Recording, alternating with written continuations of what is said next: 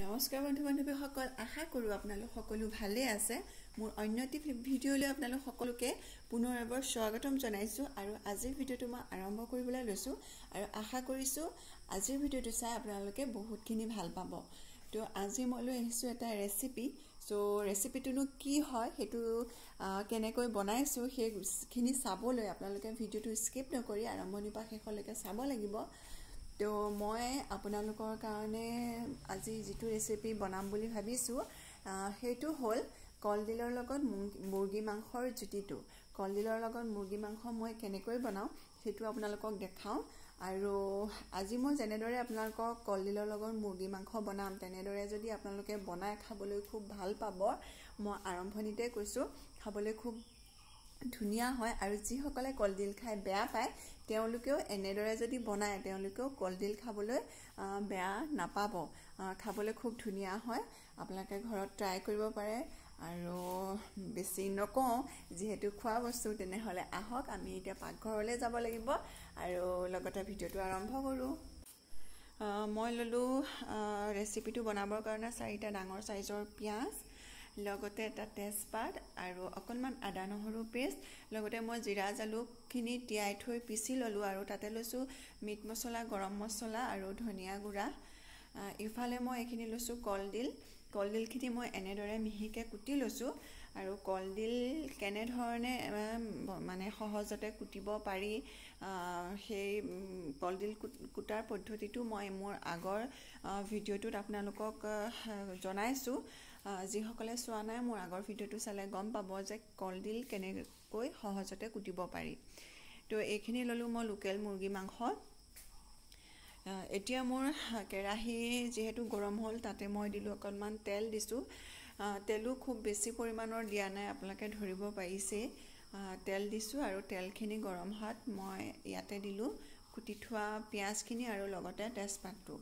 এতিয়া মই পিঁয়াজখিনি অকণমান ৰঙচুৱা হোৱালৈকে ভাজি ল'ম।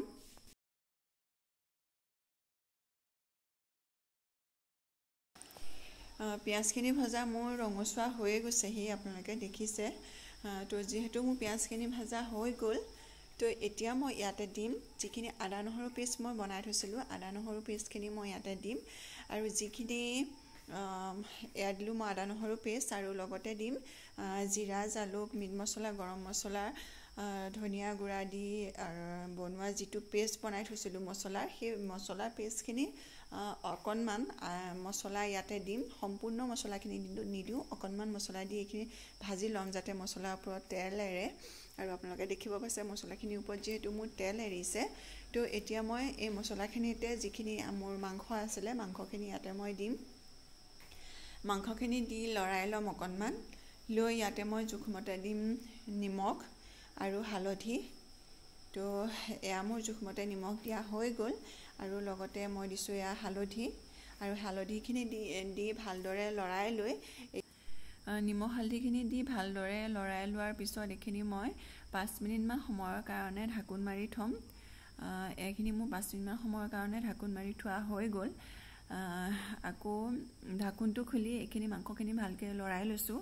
আৰু লগতে যিহেতু মই মছলা গোটেইখিনি পহিলাতে দিয়া নাই আপোনালোকক কৈছোঁৱে, তো যিখিনি মছলা থৈ দিছিলোঁ তাৰ অকণমান মছলা আকৌ মাংসখিনিত মই দি এইখিনি ভালদৰে লৰাই লৈছোঁ। লৈ এইখিনি আকৌ 5 মিনিটমান সময়ৰ কাৰণে মই ঢাকোন মাৰি থৈ দিম। তো এয়া মই ঢাকোন মাৰি থৈ দিছোঁ 5 মিনিটমান সময়ৰ কাৰণে। আৰু এইখিনি মোৰ 5 মিনিট হৈ গ'ল। তো এইখিনি মাংসখিনি যেতিয়া অকণমান সিজাৰ নিচিনা হৈছে, তো এতিয়াহে মই ইয়াতে দিম। এতিয়া মই ইয়াতে দিছোঁ কুটি থোৱা কলডিলখিনি। কুটি থোৱা কলডিলখিনি দি এইখিনি মই ভালদৰে লৰাই ল'ম মাংসখিনিৰ লগত। ভালদৰে এইখিনি মই লৰাই লৈছোঁ। কলডিলখিনি মাংসত দি লৰাই লোৱাৰ পাছত যিখিনি মোৰ মছলা বাকী আছিলে মছলাৰ পেষ্টখিনি, সেইখিনিও মই কলডিলখিনিৰ লগতে দিলোঁ। মই মছলাখিনি দিওঁতে ভিডিঅ' কৰা নহ'লে, সেইটো কাৰণে এইবাৰ মই আপোনালোকক দেখাব নোৱাৰিলোঁ। কিন্তু কলডিলখিনিৰ লগতে মই বাকী থকা মছলাখিনিও দি দিলোঁ। দি এইখিনি ভালদৰে লৰাই 5 মিনিটমান সময়ৰ কাৰণে এইখিনি মই ঢাকোন দি থলোঁ। আৰু 5 মিনিটমান সময় ঢাকোন দি থোৱাৰ পিছত এইখিনি পুনৰ ভালদৰে লৰাই ল'লোঁ।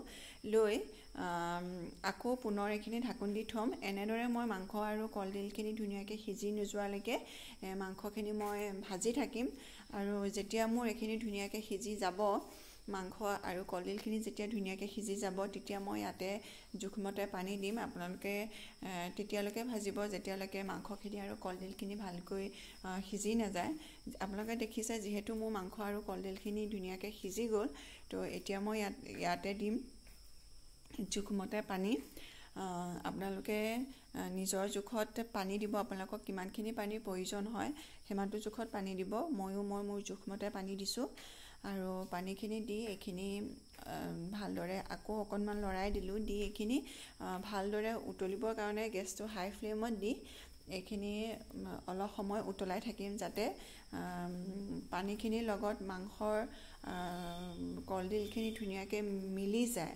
আৰু এই মাংসখিনি ধুনীয়া এটা কালাৰ আহে আৰু খাবলৈও খুব ধুনীয়া হয় তো এইখিনি ধুনীয়াকৈ অলপ সময় মই উতলালোঁ যাতে তৰকাৰীখিনিৰ ওপৰত ধুনীয়া কালাৰ এটা আহি যায় তো আপোনালোকে দেখিছে মোৰ তৰকাৰীখিনি খুব ধুনীয়াকৈ উতলি আছে আৰু খাবলৈ খুব ধুনীয়া হয় আপোনালোকে ঘৰত যিসকলে এনেদৰে খোৱা নাই তেওঁলোকে ট্ৰাই কৰি চাব পাৰে কলডিল নোখোৱা মানুহৰো খাবলৈ মন যাব এনেকৈ বনালে খুব ধুনীয়া টেষ্ট হয় আৰু এইখিনি দেখিছে মোৰ এইখিনি কলডিল দি বনোৱা মাংস ৰেডি হৈ গ'ল তো আজিৰ ভিডিঅ'টো চাই আপোনালোকে কেনে পালে মোক জনাবলৈ নাপাহৰিব ভিডিঅ'টো চাই আশা কৰিছোঁ আপোনালোকে আজিৰ ভিডিঅ'টো চাই আপোনালোকে নিশ্চয় ভাল পাইছে যিসকলে এনেদৰে বনোৱা নাই তেওঁলোকৰ কাৰণে আজিৰ ভিডিঅ'টো সহায় হ'ব বুলি মই আপোনালোকলৈ আগবঢ়ালোঁ আৰু আজিৰ ভিডিঅ'টো চাই আপোনালোকে যদি ভাল পালে তেনেহ'লে লাইক কমেণ্ট শ্বেয়াৰ কৰিব মোৰ চেনেলটো ছাবস্ক্ৰাইব কৰিব আৰু কাষতে থকা বেল আইকনটো চুই অল কৰি দিব আৰু আজিৰ ভিডিঅ'টো শেষলৈকে চোৱাৰ বাবে আপোনালোকক বহুত বহুত ধন্যবাদ